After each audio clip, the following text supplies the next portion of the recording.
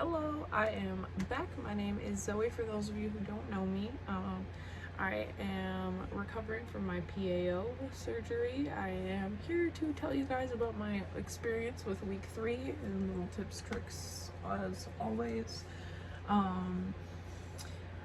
Also, per usual, if you have any questions, concerns, other tips, tricks for the rest of the people watching, please feel free to add them in the comments below.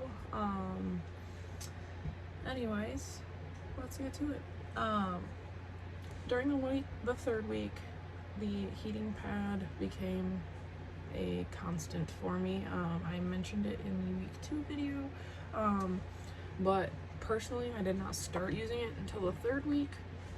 I don't know why. I just didn't really think about it, and then one day was like, that would probably be great, and it was. So I would definitely do that before week 3. I seem to be getting more sore after I just, if I have a day that I choose to just rest for most of the day and not get up a whole lot, I do seem to be a lot more sore after those days. I do still make sure that I do all of my range of motion activities and all the stuff that I need to be doing to make sure my hip doesn't lock back up. But it still just ends up sore. Even if I have a day that I have done a ton of stuff and I'm horribly sore going to bed, I usually wake up pretty okay the next morning. More okay than I do the morning after a day in bed. So do with that information what you will. I haven't quite figured out what to do with it because it's miserable to do the things, but it's miserable if you don't do the things. So pick your poison, I guess. So coughing and sneezing is still absolutely miserable. So prepare yourself for that. If you have allergies, just Benadryl the crap out of yourself because it sucks coughing and sneezing. But on that note, don't try to hold in your coughs too much because the last thing you want is pneumonia while you're getting better from your PAO. I had a bit of a sinus issue during my third week, and it was not pleasant. I will just say that every sneeze and every cough nearly brought tears to my eyes, so try to avoid that as much as you can. I have been alternating between my wheelchair and my crutches. I definitely don't take my crutches solely out when I'm out of the house for a while. My other joints are not tolerating the crutches super well, partially because I have Ehlers-Danlos, and also just because crutches are not spectacular for your shoulders and wrists and elbows and your other hip and all that nonsense. So I definitely can't tolerate them for long periods of time, but I am managing to alternate between the two of them really well, and that does seem to be working out for me. I do keep like a really thick pillow on my wheelchair so that I have that extra layer of padding, because sitting on hard surfaces for a while seems to really bother me. I cannot tolerate that for too long, but if I'm sitting on something squishier and I can move positions a little bit often enough, that I am just fine sitting for longish period of time. I definitely still have to stand up and move it around or lay down and stuff for periods of time in between that, but improving. My range of motion was probably about 80% of what it used to be prior to surgery already by week 3, which that may partially be because of my extra elastic ligaments, but my doctor, when I met with him at my 3-week mark, said that I was doing fantastic for range of motion for where I was at, even a little better than he expected, so that is promising for me.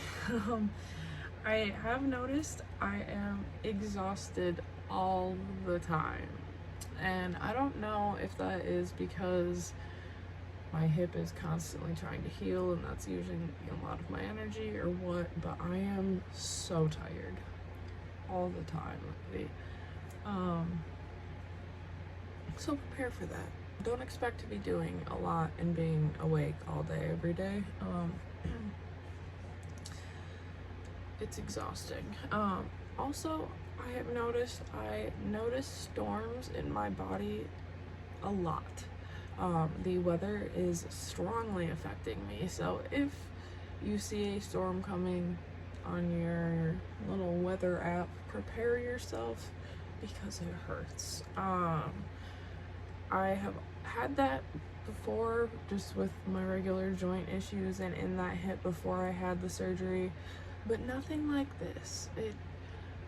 My knees, my ankles, my hips, they all just throbbed so bad the whole time it was storming.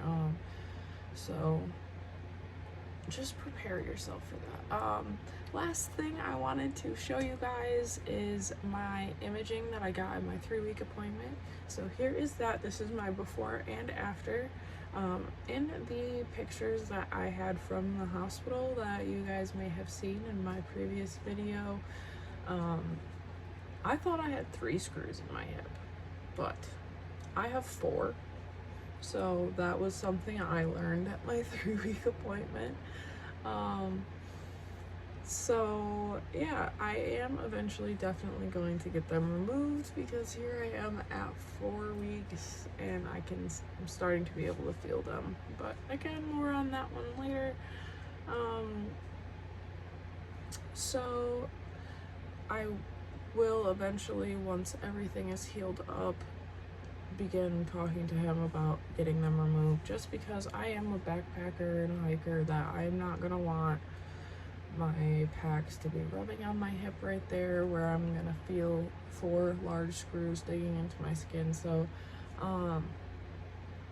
I know I had mentioned before that I wasn't too sure if that was something I was too worried about, but I think the answer is yes. I will have those removed. But that is all I have for you today. So if you are going through this yourself, happy healing, and things do get better, I promise. It sucks though, so your anger and frustration is totally valid. But it does definitely start improving around the 3rd week. Somewhere in that 3rd week, things turn around. So keep your head up. You'll get through it. Anyways, have a good day. Don't forget to like and subscribe to help me reach everybody that I can that is going through this. And have a lovely day.